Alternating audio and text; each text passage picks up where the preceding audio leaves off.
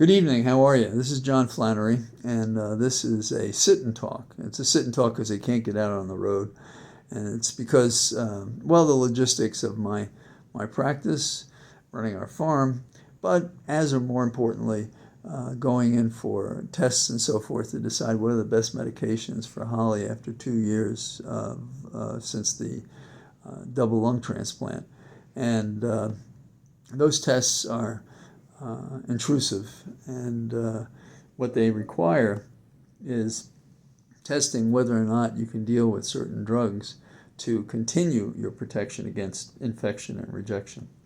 So, but the reason I want to comment this evening, and I've gotten notes to that effect, and I thank you for asking me, and it is, what are we talking about with this prosecution in Manhattan, Lower Manhattan, brought by Mr. Bragg, an experienced prosecutor, for hush money payments by Donald Trump before and after he was president. I say before because he conspired to make sure there were funds to quiet the people that had certain behavior that he thought would adversely affect his candidacy for president. So how does he take it? He said as recently as yesterday, it was a badge of honor to be indicted. Now, what kind of twisted fool says something like that? If it's a badge of honor to violate the law decided by 4 different grand juries, and is it a badge of honor also to be found out as not the multi-billionaire that you said you were and that you lied in many aspects, prompting a decision against you in a civil case? Is it a badge of honor that you're found to have taken liberties with a woman against her will and to have slandered her as well?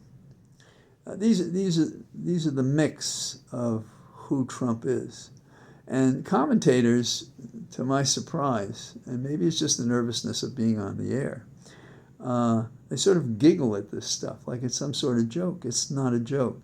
And then they say some of these crimes, they're not so serious. Well, they really are. My tour of duty in the Southern District of New York was luckily prosecuting official corruption cases, which is the reason I wanted to go there. You don't have any power over how you're assigned.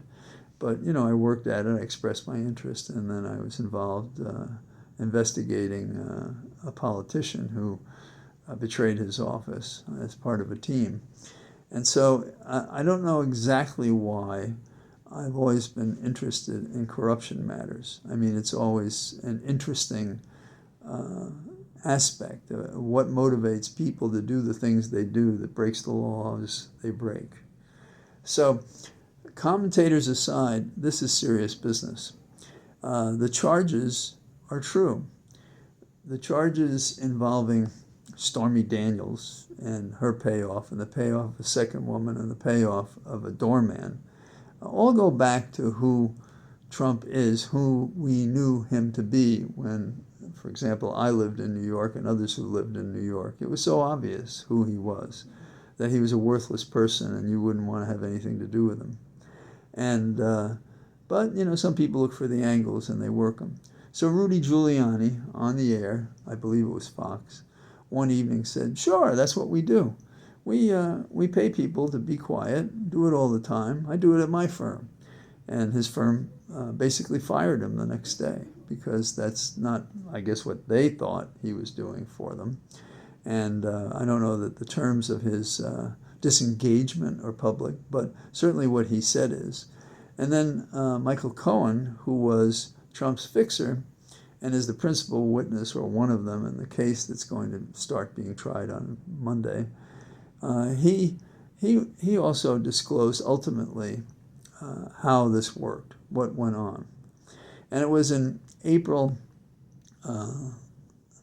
this is more than a year after Bragg, the DA for Lower Manhattan, filed his indictment. And the indictment is in 2 parts, really, 2 general parts. And I say this because we don't hear enough of it on the air. One part is you are falsifying documents with the intent to commit another crime and to conceal the commission of that other crime. And we know that you did this because we find details from the general ledger for the Trump revocable trust. Okay, so what are the two crimes? One is you file documents that would mislead anyone to think that another transaction was going on other than paying off women to be silent and or even to deceive them, which is paying them off with promises of appearing in a newspaper when in fact once they sign the agreement they kill any chance of that happening. That's why they call it catch and kill. So one part, that is the misleading statements, is part of the crime. The second part of the crime is, what were you doing with it?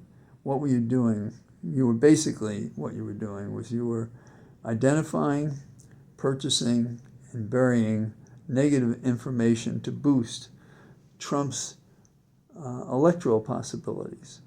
Now, there are within these kinds of alleged crimes three categories. And one you may not have thought about, and it was $30,000 went to a doorman. And allegedly, the reason that that happened was because there was a child out of wedlock that he would say, could say, did say was related to Trump. And so AMI, a publishing house, was the conduit, one of the conduits for this to happen. Then there was $150,000 paid to a woman who had an affair with Trump, allegedly for more than a year. She's been on the record, she says that's true. And then the most interesting, because it's a little more convoluted and it's close to the election, is the payment of $130,000, 12 days before the election, to Stormy Daniels. So how do we connect Trump to this? Well, of course, we have his lawyer, Michael Cohen. We have others who will corroborate what he said. And then we have the documents that were involved. And the documents are misrepresented as expenses, like Rudy Giuliani says. You know, that's what Wall Street lawyers do for their clients. There were 11 checks. 9 are signed in the unmistakable way by Trump himself. And, you know, that kind of up and down thing that he does. So what is at risk here? In general, we're talking about truth and the law. And those aspects in America, because of Trump, and Trump alone and in combination with a corrupt minion of supporters and allies who knowingly have done this stuff, has put our truth in this country and law in this country on life support. Trump's example, Exhibit A, if you will, is the notion they sell us that there are no men above the law. Plainly, Trump is above the law. We couldn't get these things that he gets, and he's getting them. And people kind of make light. Love, that's interesting. They make light of it in the sense of, oh, look at what he's doing now. You know, like some teenager that you're amused by who is actually doing harmless things. But this is quite harmful. Trump ignores the constitutional law. He ignores the statutory law. And he does this in favor of his will to personal power, to being our first monarch, to doing what George Washington could never consider doing, that is, becoming a dictator himself. And there were world leaders. Remember, this is a time of kings when George Washington is president, who couldn't believe that he didn't claim some divine right, that he was meant to be the leader of the United States because he had been the object of divine providence. Trump is a man who threatens low and high public officials. Trump is a man who sought to overthrow the government. Amazing. He's indicted for this in the District of Columbia and in Georgia. Both have very strong cases. We have seen the truth of these cases from the hearings on the Hill that spelled it out. Trump has ignored national security, taking into his private home and other places high-level, highly confidential documents and used them in some way or other. That's the last is believed, but we do know he's disclosed it in certain instances, which if Judge Luce Cannon ever gets to the trial, then we'll hear the details. So Trump is in the New York case, and he shows he'll pay to have his truth, his lie. And I suppose when the trial begins, he will go outside the doors of the courthouse or in the hallways of the courthouse and tell you what he thinks happened there. Now, I've been involved in very minor cases that were in the press that were assuming that the position I was taking in court were wrong or were not going to be the outcome, and then they were. It's different when you're in the courtroom in a public case. This is a stupendous public case. But you can't try your case in the street. And we'll have a test on Monday who shows up to protest for Trump. But you cannot win the case in the street. Just ask Navarro. Navarro is in jail, finally. Delays were terrible. But he's in jail. And he stood outside the courthouse and he did exactly the same thing Trump has been doing, which is telling the world, oh, I'm a victim. Yeah, well, no, you're not. It's just another one of your lies. And it's a cowardly lie. A man courageous in his beliefs, and this man has none, would trump his chest, no pun intended, and say something he believed. He doesn't have beliefs. His only passion is for power. I don't know if he thinks he's Alexander the Great. And he leaves people in the trails behind him, overrun, prosecuted, and so forth. It is telling who his allies are. Like Bannon, for example. Steve Bannon was one of the few pardoned when Trump left the White House. So this first trial is a combination of all that's wrong about Trump. We also have learned something about our public officials, and it's not good to hear. Many officials and commentators slip the punch and just raise the arm and let the punch slide off their forearm. They just let it go by.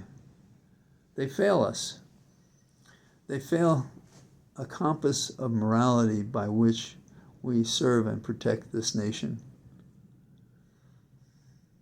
We serve and protect this nation for ourselves, and it's often said for our children, and that's true, but it's said so often it loses its value. And I think a child, and I know how I was inspired, rightly or wrongly, to do the things I've done in my life, by the actions of others. Oh yeah, the words encompass what they're doing. But when somebody's doing something and they don't think about how you're watching them, that's when you're really making a difference. So we have these commentators and we have these public officials slipping the punch, minimizing this prosecution, minimizing any prosecution, saying that if convicted he shouldn't go to jail, and he certainly should go to jail. There's no question in my mind. And some may say, well, should I be neutral? No, I don't have to be neutral, because our system has not worked repeatedly here. And the question for someone who believes in civil disobedience in those cases where it makes sense is that those people face the charges and they do what they're supposed to do. That's not Trump. Trump doesn't do that. He's a taker. He's a thief. He is self-aggrandizing. He wants power. He doesn't care who you are. And that is not what we want as a leader. There's no question that politics is a contact sport. But if we're talking about the law, insofar as this is a political exercise, the failure of it as a legal and political exercise is not to force an accounting for wrongs done, when so many Americans are forced to make amends for what they did against the law. So those who don't do their public office, they deserve us. I think of the Attorney General. He deserved us.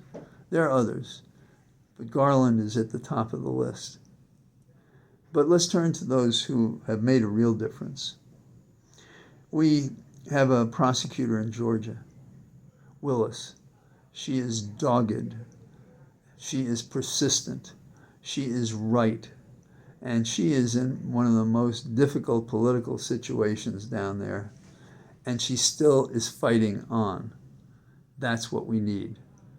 Not just women, not just men, people out there who have a reason to believe in the promise of America, so they work at it.